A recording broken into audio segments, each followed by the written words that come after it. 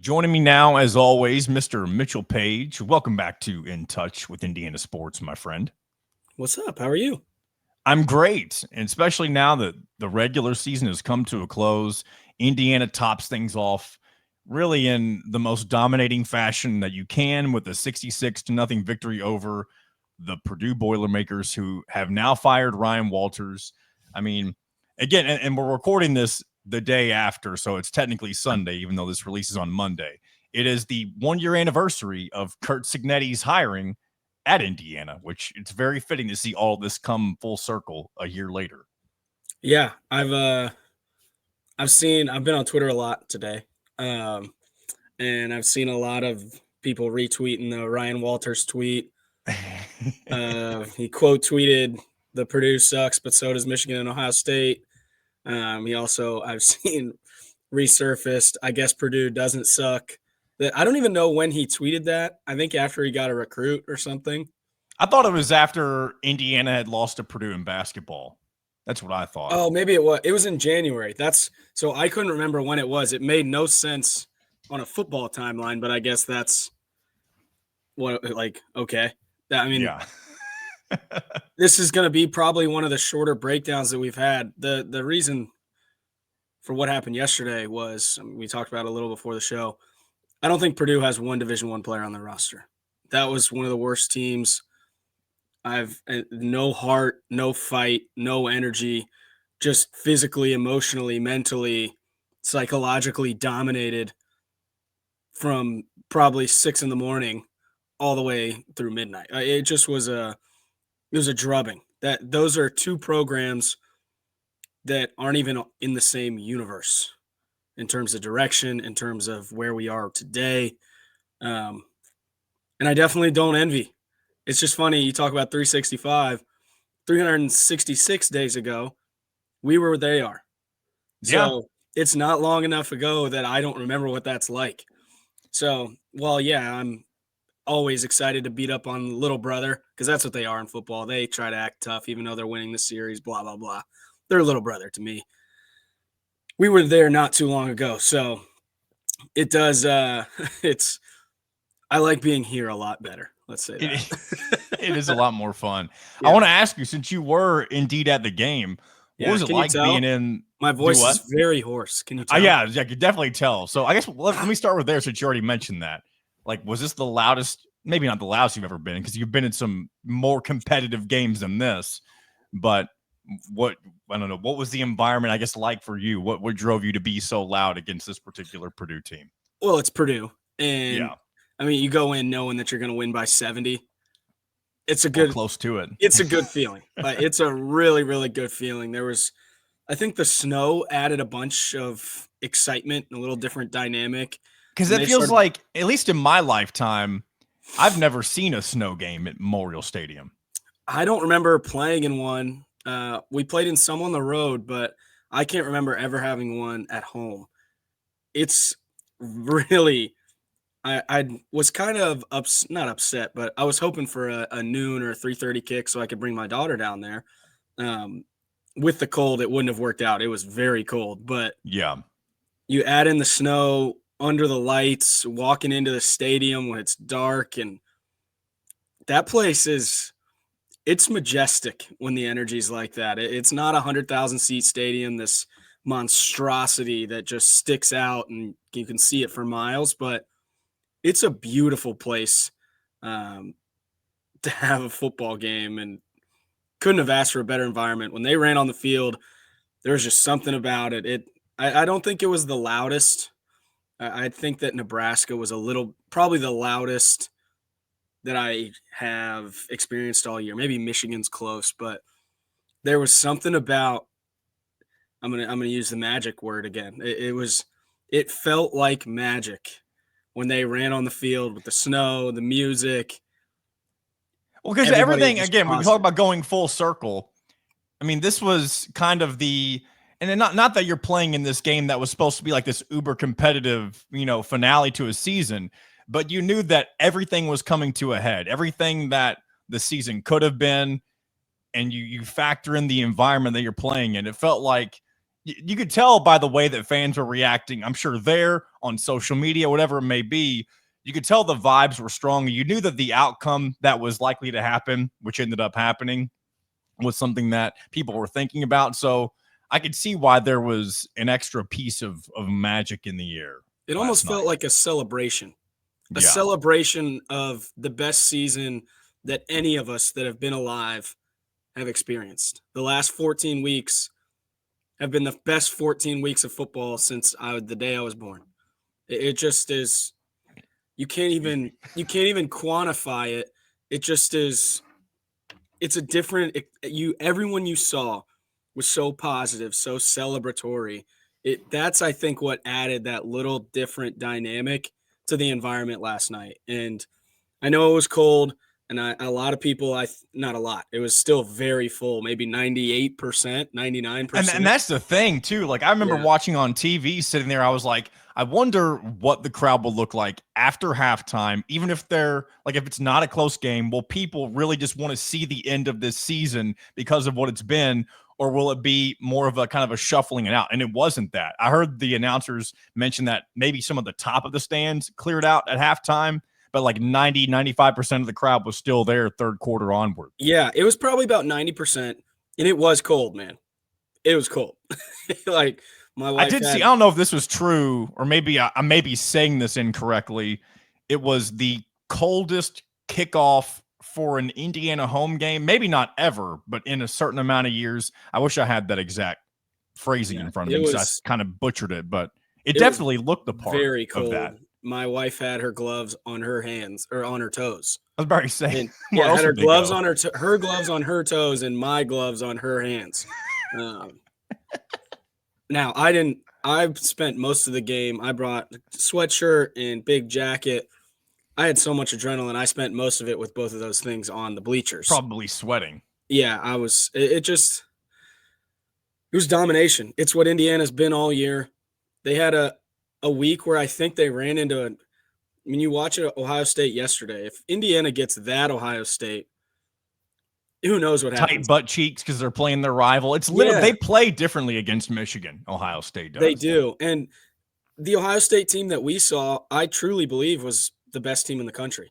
In rhythm on offense, explosive, creative, putting us in a bind. Even our defense gave up 300 yards, the least they had all year, and it still felt like they were extremely clinical on offense.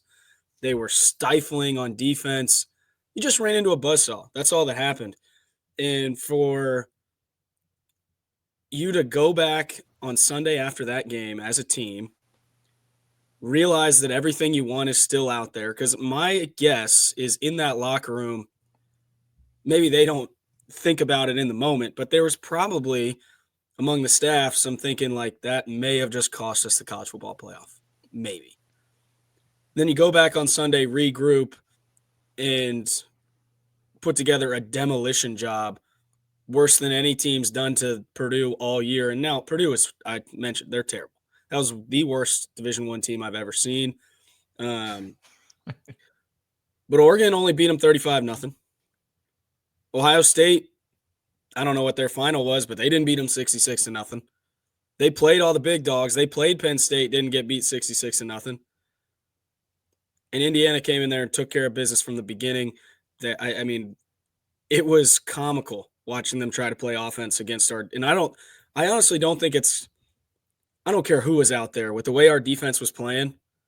They were going nowhere. I don't care what offense is on the other side of the ball. The way that we fly around, there's other defenses out there that are good. I get it, but you're going to have a hard time convincing me that there's defenses in the country that play with more speed and physicality at every level from the defensive Well, there's a line. reason Brian Haynes he's one of the final nominees for the Broyles Award. And if he doesn't get it, it's a fake award. That's the way I like the way that. I mean, Nick. I hate to throw this out there. Nick Sheridan is on the Well, yeah, nomination list yeah. for that, which It's is insane. the SEC. The reason Alabama is going to be in the playoff is the same reason that Nick Sheridan, the same Nick Sheridan that we know, and he's very nice, but we watched what he is. We know what he is, right? Yeah. They go as their quarterback goes. It's not any scheme. Indiana took a bunch of really talented players And from the first game of the season, I'm pretty sure if you rewind the tape, we talk about what they did to FIU. It's not like they're just like beating you with goofy stuff. Bryant Haynes puts the right guys in the right positions and then takes the handcuffs off and says, go, fly around. And that's exactly what they do. Jalen Walker is, Yes, monster yesterday or on oh Saturday, my I should say. goodness. He's an unbelievable, just, I don't have a word for what he impacts the game in so many different ways. They do all kinds of really cool things up front that make it really hard to block them. And then they've got a secondary that makes plays. You're getting one-handed interceptions. You're getting guys just clamped all over the place. And when you can play defense like that, especially with the secondary, it allows you to get really creative and be physical at the point of attack with your front seven. And they're just a complete defense. The offense obviously got it turned back up. I don't know why Purdue played some of the coverages they played. I saw a bunch of cover 0 from like the 19-yard line on third down with DBs that, I mean, just had no chance. And we saw it over 66 points worth of it. It just.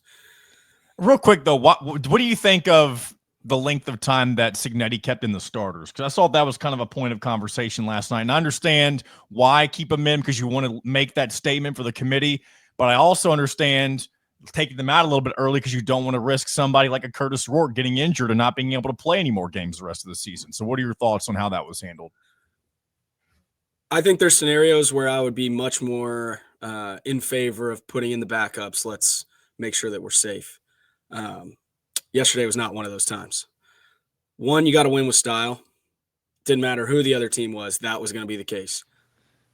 But when you have a team like Purdue, you're battling for in-state recruits. You're battling for Midwest recruits, a bunch of guys committed to Purdue. It's an absolute people are getting off the bus quick from Purdue. Or off the train, if we want to be punny. Yeah, way better. What a miss by me that was. They're getting off the train. They're losing recruits left and right. You got to go in and pound them. You have to just send a message to that program that you're underneath our boot for the next 8 years at least. And that's what Cignetti said, by the way. We ran a fake punt up 38-0. And I was going to ask you that too. How do you feel about Cignetti letting that out of the bag, putting that on film a little bit? Bananas call. Absolutely bananas. I give Ryan Walters actually a lot of credit. In the post-game press conference, they asked him about it, and I think most people be like, yeah, that was not very classy or sportsmanlike.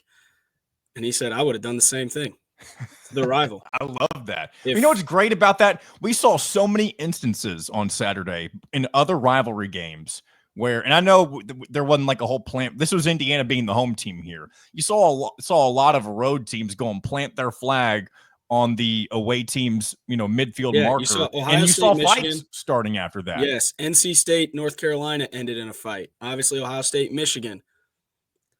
Purdue, now it's when you get beat 66-0, there's I think your fight's kind of gone anyways. But one thing you could have seen too, I saw somebody mention that actually it was Abby, Dustin's friend, girlfriend. I don't even know why I'm beating around the bush with that. Yeah, it's his girlfriend.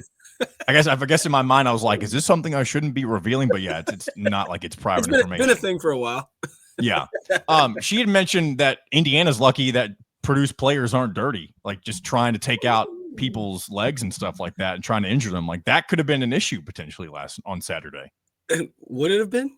It never felt like they were even close to us. And I think that's why it was safer. And yeah, you can have the freak play, but I mean, how many times did Curtis Rourke feel any pressure outside of the 2 sacks that happened in the first drive? Never. His jersey, the snow helped, but it was about as clean as it's been all season. I mean, he just stood back there and delivered. He never was in trouble. The receivers never were really in trouble. We're running wide open. We're getting 8 yards a carry. I had no problem with them staying on. I think even if Purdue was dirty, it wouldn't have mattered. They would have been punching air. They were seeing ghosts all day. And sometimes that happens. It got away from you and got away quick. I don't think they had really any chance. It didn't matter how they wanted to play. They were dominated in every aspect.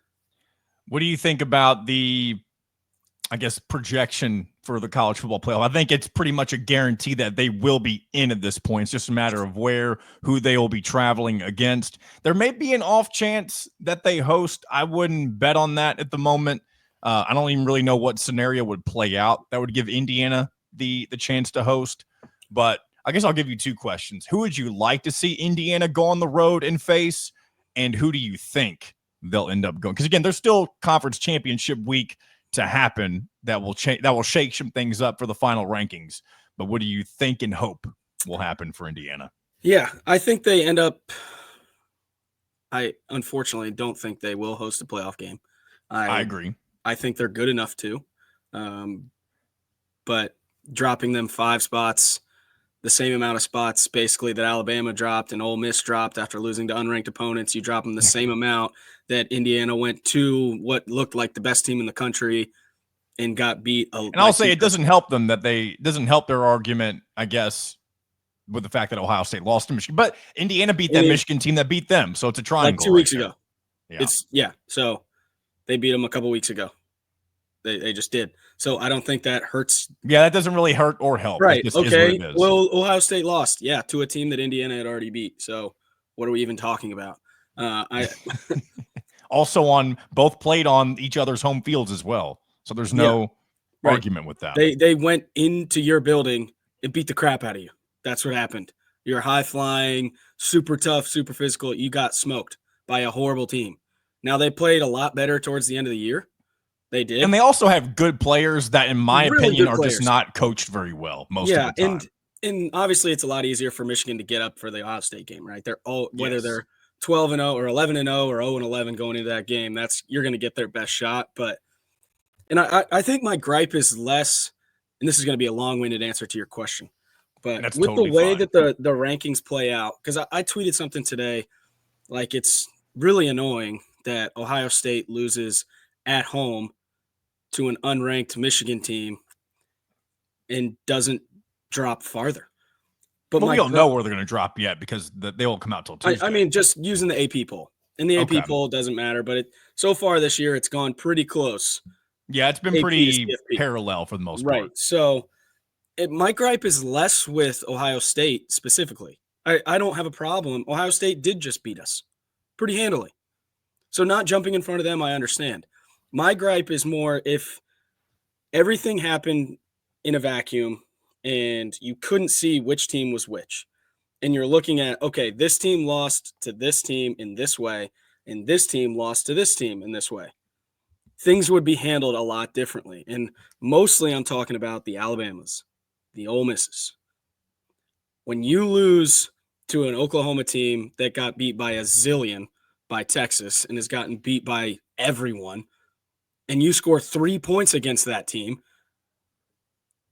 how is it justifiable that you drop about the same amount that a team that went to the number 2 team in the country that a lot of people have number 1 in the country? How is that equal?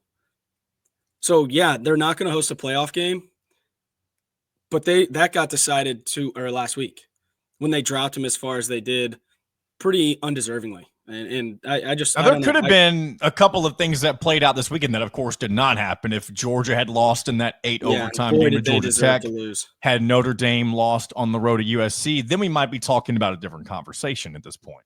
Yeah. And Notre Dame didn't. I mean, they won by 2 touchdowns eventually. They scored a bunch of points, but they gave up 35 to a 500 team. And by the way, I'll go and intervene here. I want to see Indiana travel up to South Bend. That's what I want to have happen. Yeah. And I know that we talked about this before.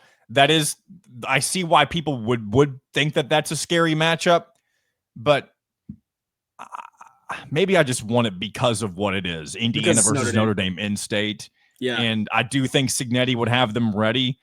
And here's the thing. That's more than likely a game that would be played in similar weather conditions that they just played in this past weekend. And I know Notre Dame's used to that nonsense as well.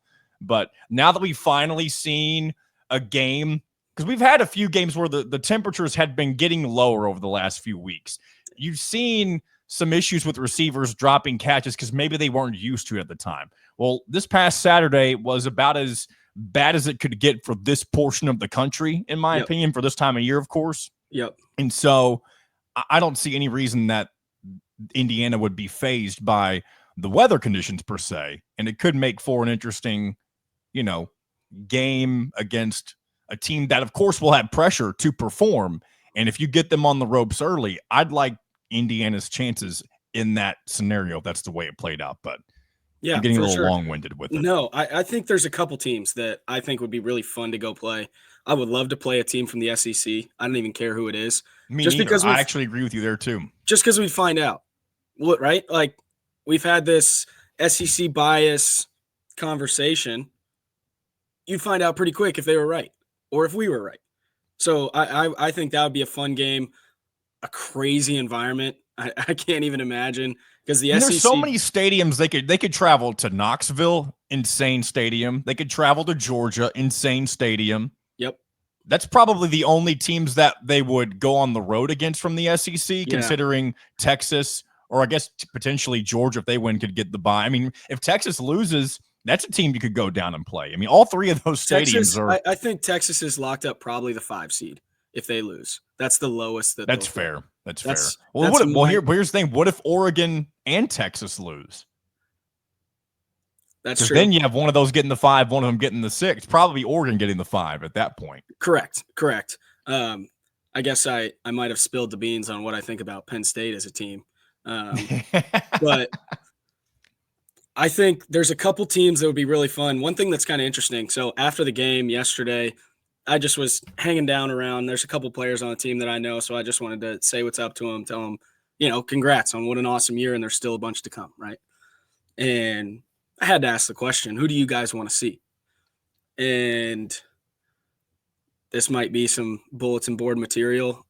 Hopefully Ohio State doesn't need it, but without a second hesitation, they said, we want to play Ohio State again. They didn't see half of what we got.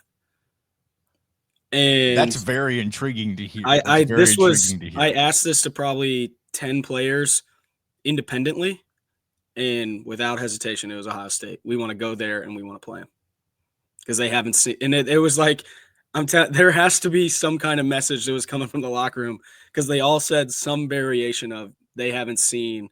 You know what? It probably, part of it probably is they saw what Michigan did to him, and they probably a light bulb went off and said, "We're better than what happened last week." My guess is they knew that stint in the locker room in Columbus, right? Maybe you just protected so poorly. You had some drops. You had some just silly, uncharacteristic miscues on special teams, and that's where the game got away from you. You allowed them to pin their ears back and make it way harder to block them. So, second chance, who knows, right? If you clean up those couple mistakes on special teams, could be a completely different game. But that's who the players want to play. If it's me, I want to go play Penn State because I think they're very beatable. I think that I don't think there's a team, and we'll wrap this up. I think I am convinced at this point there is not a single team that is that much better than everybody else in this year's college football. Totally agree. It's going to be awesome. It's a perfect year for Indiana to be what they are. A team that smokes everybody, has been a lightning rod of conversation. Now you get a chance to prove it. And fortunately, I was a little bit worried watching the Clemson, South Carolina game, some other games around the country, that if Indiana didn't go out and handle business like professionals, that they might get jumped and we might miss it. Well, it's unfortunate your Miami Hurricanes helped them out a little bit too by losing to Syracuse. Yeah, I mean, I can be honest with you. Miami all year has been extremely flawed. I'm biased because I love them. It's a bad team. They're horrible on defense. Indiana would have beat them by 3 touchdowns just because they couldn't stop anyone, and it was bound to happen, and the wheels came off at the wrong time. They're out of the playoff, I think, 100% now. Unless they win. Are they? No, they're not even in the ACC championship because Clemson won. Clemson plays SMU for the ACC. So Miami's out. I think the ACC has become a 1-bid league because Clemson. I don't know. I could see Clemson. If Clemson beats SMU, it wouldn't surprise me if they both get in. But who knows? Yeah, I don't know. I think that SMU is really good, but I just don't think that's a team that Indiana would see. And I don't think that's a team that would jump Indiana for a spot just because their name is kind of the same as ours, right? It doesn't carry the Yeah. weight that Alabama or Georgia or Well, SMU currently in the AP poll, only one spot ahead of them. So, right. yeah, I wouldn't expect it to be an issue. Right. And that's more what that's more the angle I'm coming from is I was worried about the teams hanging around at 12, 13, and 14. And the things that we needed to happen kind of happened. And most importantly, Indiana took care of business like they're supposed to. And the justification of bumping them out after a performance like that against a rival when everyone else in the country struggled, everybody struggled. There wasn't a game that was as dominant as the Indiana game. It'd just be really hard to justify bumping them now. So I'm excited. I think the rankings Tuesday will give us a really good idea. I don't think a ton is changing the next because there's still 2 rankings to come out, right? Yeah, so the final ranking will come out. I believe it's Sunday. the Sunday after all of the Next conference week. championships. Yeah, so yeah, the next Sunday. time you and I talk, we'll know Indiana's final fate for the college football playoff. Yeah, and then we got a couple weeks to gear up. Yeah, gear up for it. I'm excited. It's gonna be awesome. What happens. Mitchell, I appreciate your time as always. Took you longer than I anticipated, but hey, that's what happens whenever things are going well with Indiana football, right? And boy, have they been. They have been. More to Mitchell, come, appreciate John. you. There is more to come. The season's not over. I was going to say for the first time ever, but like in this scenario, for the first time ever, the season's not over. I'm excited. Me too. All right. We'll do this next week. Yes, sir.